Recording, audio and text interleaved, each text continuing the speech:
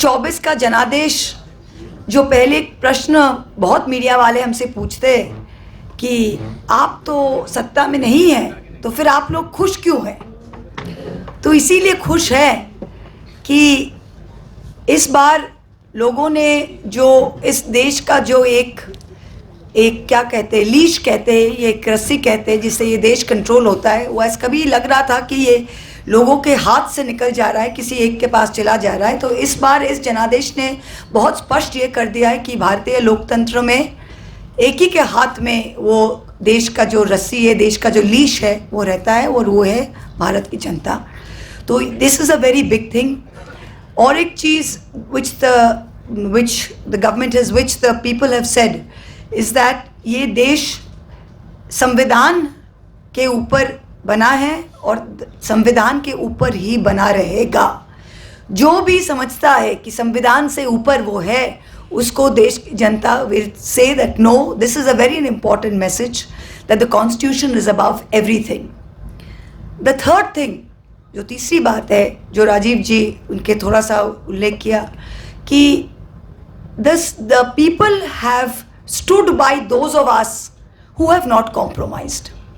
जहाँ भी लोग कॉम्प्रोमाइज़ किए, एडजस्ट किए, या डंडा के डर से या लड्डू के लोभ से, लालच से, ये कैरेट एंड स्टिक जो कहते हैं ना, या लड्डू के लालच से या डंडा के डर से अगर कोई इधर से उधर पलटू चाचा जो भी थे, पलटू राम पलटू चाचा जो भी कहे आप, जहाँ भी ये है, जहाँ भी है, the people have punished them, the people have punished them.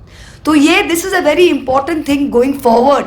जो हम लोग सोचते हैं ये जो तोड़ फाड़ की राजनीति है कि इसको तोड़ देंगे, इसको टुटा देंगे, आप एक बार कर सकते हो, पर इस बार 24 ने दिखा दिया है कि एक बार ही कर सकते हो, क्योंकि अगर जब आप जनता की अदालत में जाओगे आप जीत के नहीं आ पाओगे।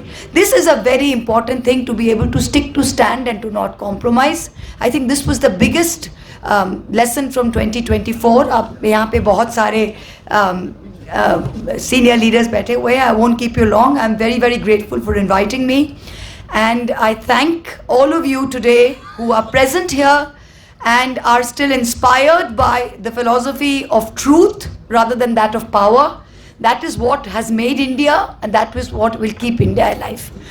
कि आपने मुझे आज यहाँ पे इनवाइट किया, और मैं सभी यहाँ पे जो मौजूद हैं उनसे मैं पहले माफ़ी मांगना चाहती हूँ, क्योंकि हिंदी मेरा फर्स्ट लैंग्वेज नहीं है। तो अगर कोई गलती हो जाए तो बंगाली समझ के मुझे माफ़ कर देना, क्योंकि आप लोगों को मालूम है क्रांति की भाषा नहीं होती, यह मानते, पर अगर कोई छोटी सी भाषा में गलती हो जाए तो वो माफ़ कर दीजिएगा।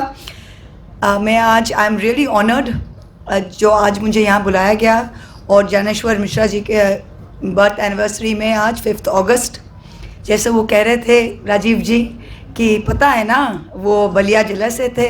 हाँ पता है वो बलिया जिले से थे, और बलिया के 4 महारथी जो है, जैसे गौरी शंकर राय जी, जैसे काशीनाथ मिश्रा जी, आपके चंद्रशेखर जी और ज्ञानेश्वर मिश्रा जी, ये 4 महारथी कहा क्या, ठीक है। तो ये जो 4 वो थे, और वो समाजवादी युवाजन सभा कॉलेज पॉलिटिक्स में वो थे, उनके पार्ट ऑफ इट। फिर उन्होंने राजनारायण जी लोहिया जी के साथ उनकी मुलाकात हुई। सोशलिस्ट आइडियोलॉजी में उनको छोटे छोटे लोहिया भी कहा जाता था, इलाहाबाद यूनिवर्सिटी के थे। और फिर वो 69-70 में तब इंदिरा गांधी के गवर्नमेंट के जो सिटिंग पेट्रोलियम मिनिस्टर को उन्होंने हराया इलाहाबाद ज़िले से। फिर वो 77 में उन्होंने वीपी सिंह जी को हराया। फिर वो खुद भी बहुत बार मंत्री रहे, 9 बार शायद मंत्री रहे थे वो यूनियन कैबिनेट में, पेट्रोलियम मंत्री रहे, रेलवे मिनिस्टर रहे। और राजीव जी मुझे एक कहानी भी बता रहे थे 1-2 कि ऐसे पॉलिटिशियंस तो आजकल दिखते भी नहीं है, कि एक बार 2 बड़े उद्योगपति उनके साथ मिलने के लिए आए, तो बुके देने के लिए आए। तो उन्होंने कहा कि हम कमरे के अंदर नहीं मिलेंगे आपसे, सबके सामने बुके दीजिए, कि अगर कोई समझ ले कि कमरे के अंदर आप कुछ और मुझे दे दें। तो जैसे उनका जो था in those days कि you must be honest but you must also be perceived to be honest। और जो सेकंड कहानी उन्होंने बताया कि जब वो रेलवे मंत्री थे तो उनकी वाइफ एक दिन गवर्नमेंट सरकारी गाड़ी से एयरपोर्ट से घर आए, तो उनको पता चल गया, तो गुस्से में उन्होंने 150 रुपया वो गाड़ी का भाड़ा भी दे दिया कि सरकारी गाड़ी में नहीं चलना है परिवार को। तो ये जो लेसन्स है कि ये जनरेशन जो था ये सत्ता के लिए नहीं, सत्य के लिए राजनीति करते थे।